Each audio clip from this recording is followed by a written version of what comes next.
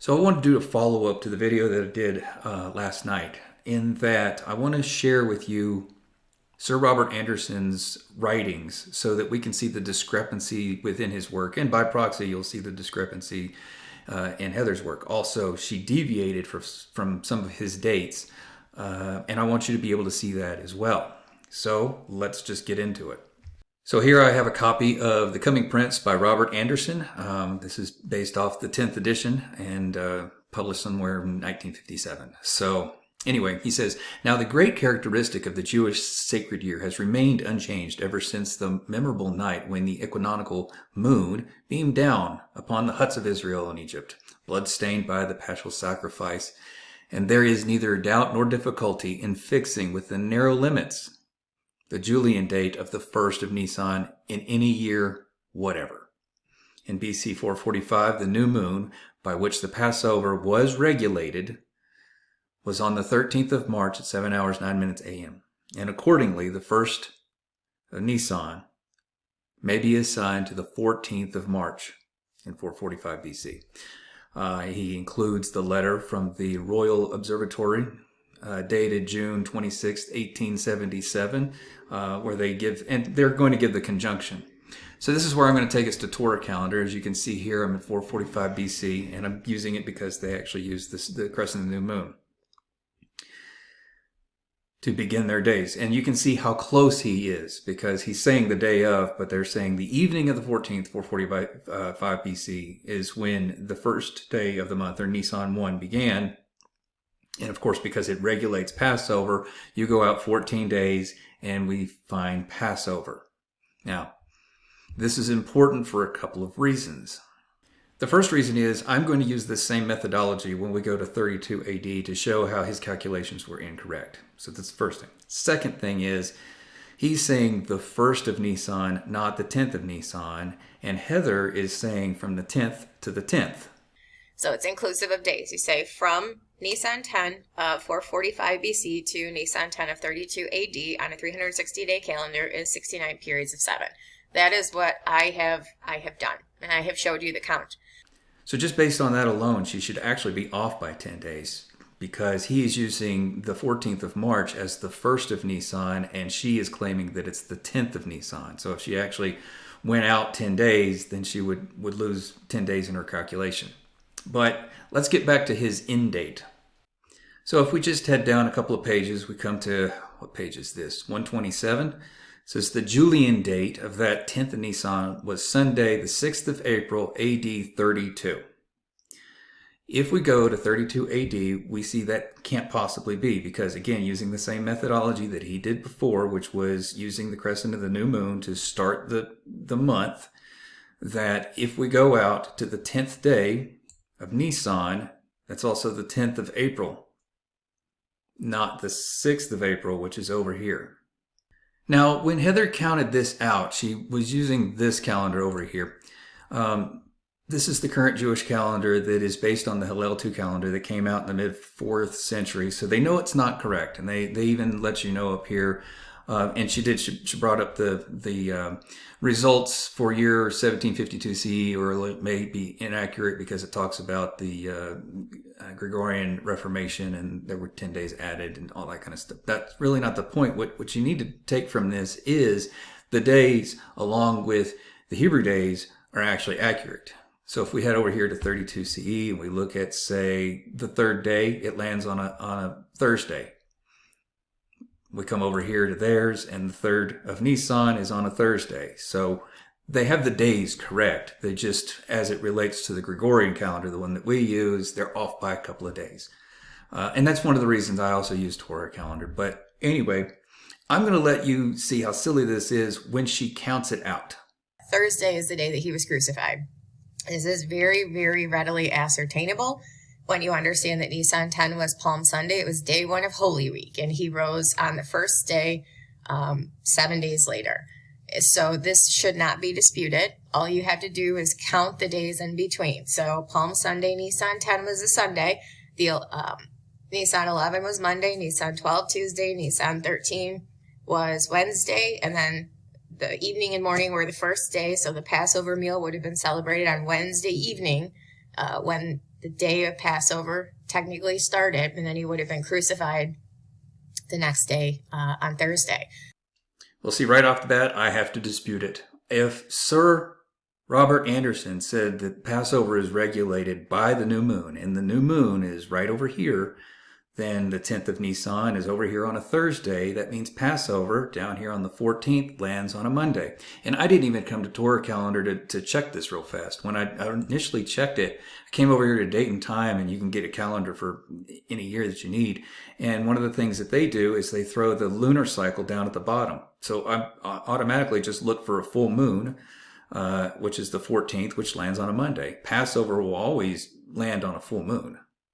Now I want to bring your attention to his calculation, which also was a little bit off. But anyway, he basically said the decree to rebuild Jerusalem and Messiah the Prince between 14 March BC 445 and 6 April AD 32. And then the interval contained exactly to the very day 173 880 days. And then he shows his math down here if you want to take a look at it. Well, notice when she popped up her video that she actually stuck in March 14th, 445 BC and April 6th, AD 32, and it came to 173, 882. So it seems that we've got a 2-day discrepancy between the two, and he did his calculations in the late 1800s, and she did hers 2-3 days ago. I think I'm going to be the tiebreaker in this, and we're just going to go ahead and take April 6th, which is his date, and since Torah calendar has the Julian date here, we'll just go ahead and plug that in. So on April 6th, we have 1,732,842 days, and then we're going to minus that. Here we are in 445 BC. And since this is 15th March, we just need to subtract one, or I could actually move back one entire day and get that last one there, whichever. But anyway, it's going to come to 960. So let's bring up the old calculator here and see if we 1558 960 equals 173 882.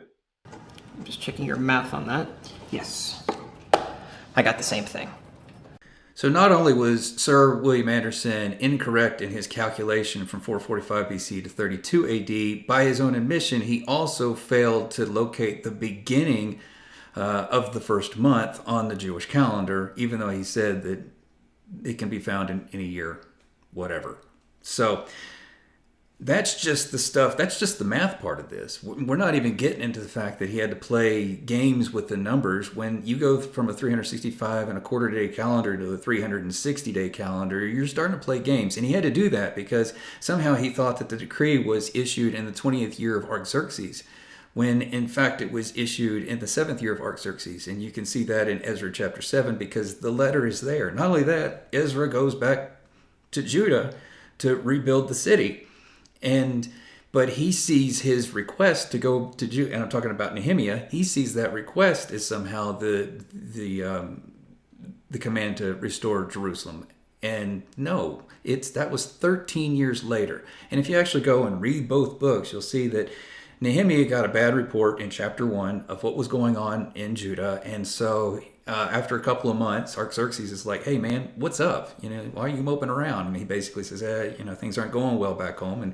And he was just like, "Well, do you have a request?" And he's like, "Yeah, can I go back and help with the rebuilding efforts?" That's not a decree. And even when you go to Ezra and you start reading through all that, Ezra, after the letter, tells you that basically Artaxerxes gave them the political and religious freedom back that they had lost. And in chapter 6, he talks about the decrees that were issued by Darius and Cyrus. And then you get into the people that actually are curious as to which decree that Daniel's prophecy is based on. And they'll actually go through Darius, Cyrus's, and Artaxerxes' decrees to figure out exactly which one they think it is. And most everybody that I've encountered that has studied on this goes to Artaxerxes' decree.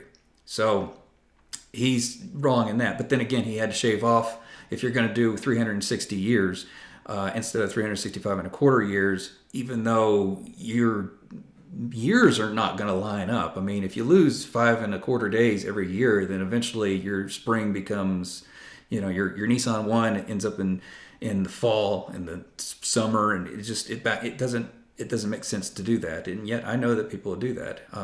But he had to make up the time somewhere. And again, I go back to 32 AD couldn't possibly be the time, because the sighting of the new moon, or just the calculation of the new moon, puts you off by several days. So yeah, what else did I miss?